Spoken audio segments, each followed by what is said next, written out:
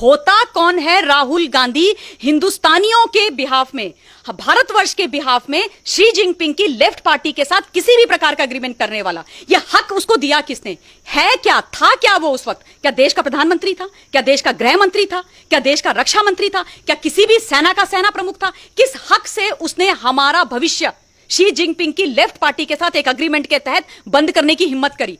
क्या सोच करके इसने वो करा? 2017 में जब डोकलाम चल रहा था, क्या सोच करके ये चाइना के डिप्लोमेट से मिलने गया था? किस हैसियत से ये मिलने के लिए गया था? क्या होता है कांग्रेस पार्टी का वाइस प्रेसिडेंट? क्या बिसात है कांग्रेस पार्टी के वाइस प्रेसिडेंट की? क्या बेचता है कांग्रेस पार्टी का वाइस प्रेसिडेंट? तुम जो हो इस तरीके के एग्रीमेंट्स और इस तरीके के एमओयू साइन करोगे, मेमोरेंडम ऑफ अंडरस्टैंडिंग, बाकी लोगों के साथ इस देश को बेचने के लिए, इस देश को गुमराह करने के लिए, और उसके बाद अपनी इसी शक्ल अचानक से जगोगे रात के अंधेरे में, एक वीडियो बनाओगे अपनी शक्ल लेकर के और उसको तुम पोस्ट कर दोगे और बोलोगे कि मोदी जी आप बताओ ऐसा क्यों हो रहा है, मोदी जी आप बताओ क्या हो रहा है, क्या हो रहा है? 1 इंच की जगह उन्होंने नहीं ली है। आज तुम अपनी सेना को डाउट कर रहे हो। देश की सेना कह रही है, सेना प्रमुख कह रहे हैं, हमारे जो फील्ड लेवल के कमांडर्स और जनरल्स हैं वो कह रहे हैं कि हमारी 1 इंच जमीन पर कब्जा नहीं हुआ है, हमने जो बोला है वही सच है। लेकिन इन्होंने जब भी हमारी लड़ाई किसी भी दुश्मन देश के साथ हुई है, इन्होंने कभी भी अपनी आर्मी का साथ नहीं दिया है। इन्होंने जाकर के ये दुश्मन देश के साथ खड़े हो गए। आज भी ऐसे जयचंद हिंदुस्तान के अंदर राहुल गांधी के नाम पर पल रहे हैं। दुख मुझे इस बात का होता है कि मनमोहन सिंह जी जो प्रधानमंत्री रहे हैं इस देश के, मैं उनका बहुत सम्मान करती हूं व्यक्तिगत तौर पे, लेकिन दुख की बात यह होती है कि वो इतने बड़े अर्थशास्त्री, इतने बड़े बुद्धिजीवी वर्ग, वो जो है एक रिमोट कंट्रोल प्रधानमंत्री बन के रह गए, वो विदेश की मैडम के हाथ का खिलौना बन के रह गए। उन्होंने इस देश को बेचने में कोई कसर नहीं छोड़ी, क्योंकि ये जो है नेहरू जी के समय का या 2010 से 2013 तक मनमोहन सिंह जी का, मैडम सोनिया गांधी के का हिंदुस्तान नहीं है। ये वो हिंदुस्तान है जो जब सब देखता है सब समझता है, और हिंदुस्तान का जो 56 इंच का प्रधानमंत्री खड़ा है ना, उसके साथ ये देश खड़ा हो रखा है। क्योंकि उनको पता है, वो जानते हैं कि फौज हमारी बिल्कुल वो जो है बहुत केपेबल थी, है और रहेगी, लेकिन फौज को भी पॉलिटिकल विल की आवश्यकता होती है।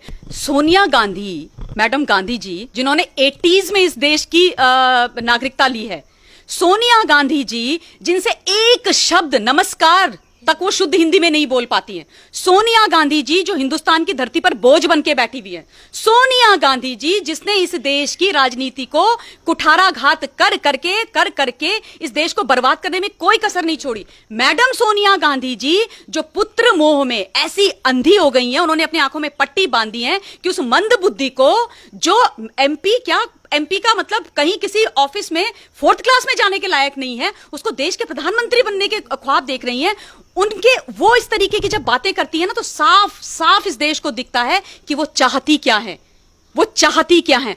उनसे तो एक एक चीज, एक एक प्रश्न पूछना चाहिए, उनको कटघरे में खड़ा करना चाहिए, जिसकी बहुत ज्यादा आवश्यकता है। आप देखिएगा वो कभी भी जो है 1-to-1 इंटरव्यू नहीं देती हैं किसी को, हिम्मत ही नहीं है उनके। राइट विंग के चैनल से आप जाके उनसे पूछ लीजिए, वो आपके सामने आएंगी नहीं। हमें इस देश के जयचंदों के भी बहुत सारे सबूत मिलते हैं। जब हम पानीपत की तृतीय लड़ाई के बारे में पढ़ते हैं, पानीपत तृतीय की लड़ाई पढ़ते हैं, उसमें हम कहते हैं कि हम जो है हार गए थे उस लड़ाई को।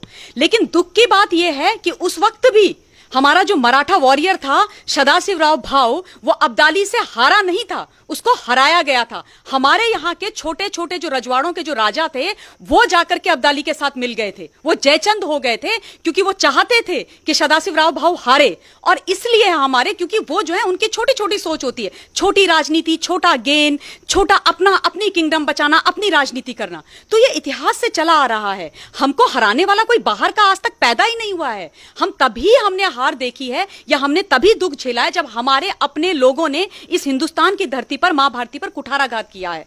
यह इतिहास है। और दुख की बात यह है कि आज भी ऐसे जयचंद हिंदुस्तान के अंदर राहुल गांधी के नाम पर पल रहे हैं। दुख मुझे इस बात का होता है कि मनमोहन सिंह जी जो प्रधानमंत्री रहे हैं इस देश के, मैं उनका बहुत सम्मान करती हूं व्यक्तिगत तौर पे, लेकिन दुख की बात यह होती है कि वो इतने बड़े अर्थशास्त्री, इतने बड़े बुद्धिजीवी वर्ग, वो जो है एक रिमोट कंट्रोल प्रधानमंत्री बन के रह गए, वो विदेश की मैडम के हाथ का खिलौना बन के रह गए। उन्होंने इस देश को बेचने में कोई कसर नहीं छोड़ी, और अगर उनकी अपनी इच्छा नहीं थी तो वो खड़े क्यों नहीं हुए? आप ये बताओ मुझे, आपने जैसे अभी बोला कि 2010 से 2013 तक हिंदुस्तान के अंदर चाइना ने 600 बार 600 बार वो अंदर आए हैं हमारी धरती में, 600 बार उन्होंने हमको आकर के अटैक किया है। उसकी बात मनमोहन सिंह क्यों नहीं करते हैं? भूल गए क्या मनमोहन सिंह? जुलाई अगस्त में जब भी मौसम अच्छा होता था वो हमारी सीमाओं पर आते थे, हमेशा वो अंदर आए और हमेशा उन्होंने हम पर अटैक किया। उन्होंने हमारी 640 स्क्वायर मीटर जमीन हड़प ली। और उसके बाद हमारे उस समय के एक फॉरेन सेक्रेटरी होते थे इनके, मनमोहन सिंह के, यूपीए 2 की गवर्नमेंट के, श्याम शरण उनका नाम था। वो जब लद्दाख गए और उन्होंने देखा कि 640 स्क्वायर मीटर जमीन चाइना ने ले ली है, उन्होंने मनमोहन सिंह जी को वहां से इन्फॉर्म किया कि चाइना ने नई एलएसी बना दी है। जो पुरानी जो एलएसी थी 60s की, उसको उन्होंने नल एंड वॉइड करके नई एलएसी बना दी है। तब मनमोहन सिंह चुप क्यों थे? तब वो सच्चाई मनमोहन सिंह जी आज क्यों नहीं देश को बताते हैं? राहुल गांधी क्यों वो सच्चाई नहीं बताते हैं? इतना बड़ा धोखा हुआ देश के साथ, आज तक तो इन्होंने कभी देश को इस बारे में नहीं बताया, कभी नहीं बताया। तो ये इस तरीके की बात करेंगे। और दूसरी बात, राहुल गांधी मंदबुद्धि आदमी खड़े होकर के बोलता है कि आप हमें जवाब दीजिए प्रधानमंत्री जी कि लद्दाख के बॉर्डर पर वहां पर क्या हो रहा है, गलवान वैली में क्या हो रहा है, एलएसी में क्या हो रहा है। इनसे ये पूछो कि आपके नाना जी इस देश के आजाद हिंदुस्तान के पहले प्रधानमंत्री थे। आप मुझे ये बताओ कि उस समय उन्होंने बॉर्डर्स डिफाइन क्यों नहीं किए? किसने रोका था उनको रोका था उनकी महत्वाकांक्षाओं ने। उनको इंटरनेशनल लीडर बनना था। वो जो है संधियों के बाद संधियों, अग्रीमेंट के बाद अग्रीमेंट करते जा रहे थे चाइना के साथ। उन्होंने कभी देश का प्रधानमंत्री बनकर के इस देश के लिए नहीं सोचा। आप सोचो 1951 से लेके 1957 तक चाइना ने 179 किलोमीटर की सड़क बना दी अक्सई चीन पे, हमारे एरिया में, और हिंदुस्तान को पता ही नहीं चला। हिंदुस्तान के प्रधानमंत्री साहब जो है मस्त नींद में सो रहे थे, विदेशों की यात्रा कर रहे थे, इंटरनेशनल लीडर बनने पर तुले हुए थे, और वो हमारी नाक के नीचे से वो 179 किलोमीटर की